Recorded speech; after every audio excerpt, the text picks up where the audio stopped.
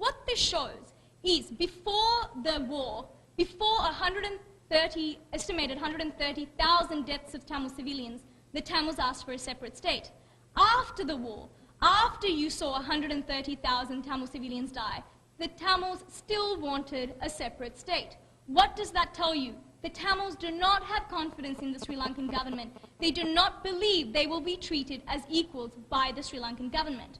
The Tamils in Sri Lanka showed this through voting, and the Tamil diaspora showed this through rallies, protests, and gatherings. However, the ceasefire was filled with broken promises. There were several agreements that were broken by the Sri Lankan government as well as by the Tamil Tigers. There were violations of the ceasefire. Churches and orphanages were bombed by the Sri Lankan government. Activists, political leaders, and journalists and aid workers were killed by the Sri Lankan government, and then the Tamil Tigers have been accused of this as well. And thousands of Tamils disappeared.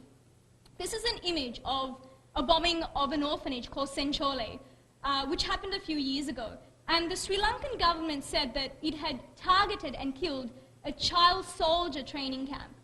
Now, UNICEF has come out and said that this was actually a school where children attended, and I can vouch that I attended this orphanage and I taught English to these children.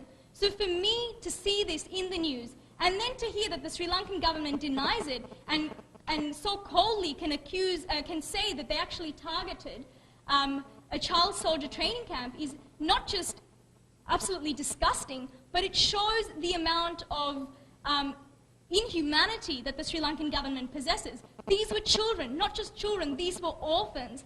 Children who had already been abandoned by the rest of the world, who had been brought to an orphanage and who had been given some hope of living somewhat a normal life, to be bombed. And I believe 61 of the girls died that day. In November 2005, 3 years after the ceasefire was signed, elections took place. And the Tamils boycotted these elections because they believed that none of the leading candidates would ever run the country with the Tamils' welfare in mind. Mahinda Rajapaksa ran a campaign promising no recognition of the Tamil homeland or the right to self-rule to the Tamils, no to political solution, no to international mediation, and he was elected as president by the rest of the country. So if the Tamils boycotted these elections, the remainder of the country, who were the majority Sinhalese, voted President Rajapaksa in. And since then, atrocities have escalated. In December 2007, Human Rights Watch said, over the last 1.5 years, over 1,000 people have disappeared. 4 people every day are killed or disappeared in Sri Lanka.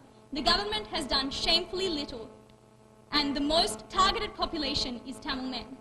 In December 2007, the United Nations High Commissioner for Human Rights, Louise Arbour, said, the weakness of the rule of law and prevalence of impunity is alarming. There is a large number of reported killings, abductions, and disappearances which remain unresolved.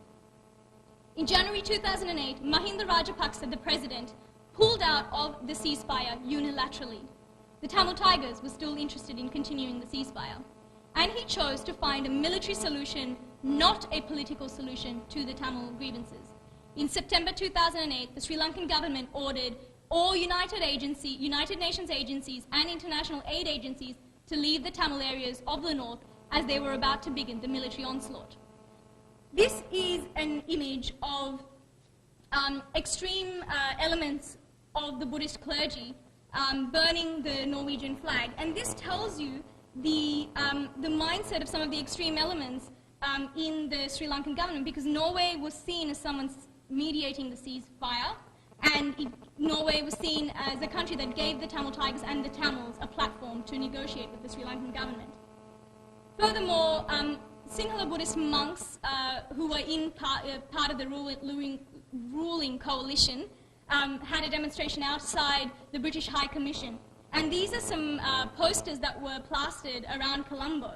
And this shows that since the Sri Lankan army started the war, some countries, including Britain, called for a ceasefire because of the increasing civilian death toll.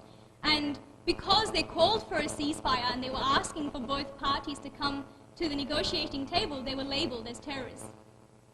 So during the conflict, since January 2008, Tamils in the Tamil Tiger-controlled area were denied access to independent witnesses.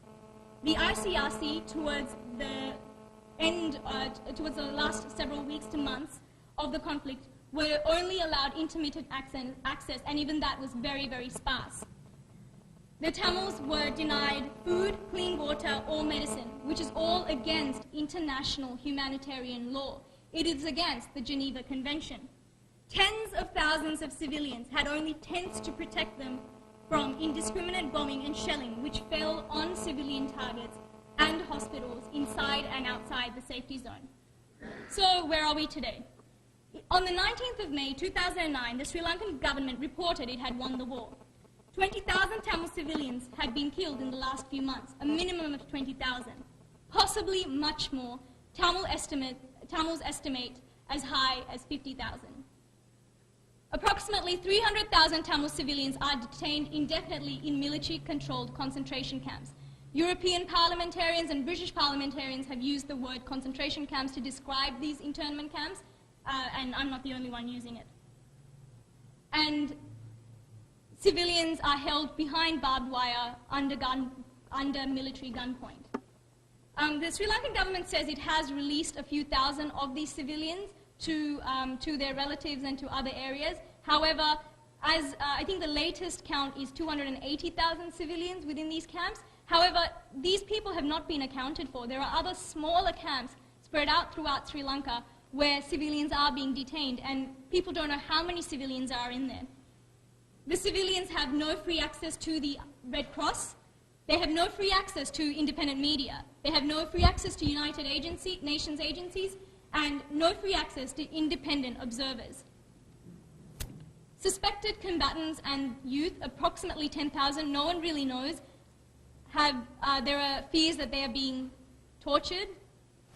There's allegations of tortures of aid workers, doctors, journalists who were working in the conflict zone and now are being interned behind barbed wire in these camps. And Tamil civilians in the internment camps are being raped, abused, and abducted. Of the 300,000 civilians, approximately 80,000 are children. And this is an image of 3 orphan children holding a picture of their parents' wedding day. And of those 80,000 children, we can only imagine how many orphans are there. So with allegations of rape, abduction, torture, to have children, orphan children, in these camps with no one to look after them, there are severe, severe concerns. And of course, you know, UNICEF, etc., have voiced their concern, but the Sri Lankan government has done very little to put these concerns at rest. There is also uncertainty of resettlement of the displaced Tamils, whether they'll be put back into their own homes or villages, misuse and misappropriation of aid funds donated by other countries, and destruction of evidence of crimes against humanity. The Sri Lankan government is still not allowing independent observers into the former conflict zone, and there are fears that the Sri Lankan government is trying to hide evidence of crimes against humanity. And of course, since 1949, there's been forced resettlement of Sinhalese into Tamil homelands, and there are fears that this will escalate now that a few 100,000 Tamils are held behind barbed wire. Because of the crowding and the really, really bad shelter provided, there's been epidemics of cholera, hepatitis, and meningitis. And furthermore, because of the recent monsoon season that started recently, and because of the bad infrastructure and really bad toilet facilities, the Tamils in those camps are suffering very much. So we see history repeating itself. J.R. Jayawardena, the president in 1983, in an interview to Daily Telegraph United in the UK, said, "I am not worried about the opinion of the Jaffna people. Now we cannot think of them, not about their lives or their opinion. Really, if I starve the Tamils out, the Sinhala people will be happy." This was in July 1983, day before the Black July riots. In September 2008, the Sri Lankan Army commander, Sarath Fonseca, in an interview to National Post, Canadian newspaper National Post, said, "I strongly believe that this country belongs to the Sinhalese, but there are minority communities. They can live in this country with us, but they must not try to, under the pretext of being a minority, demand undue things." This is September 2008, the very month that the United Nations and international aid agencies were asked to leave the Tamil areas of the north because the Sri Lankan government said they could no longer guarantee their safety.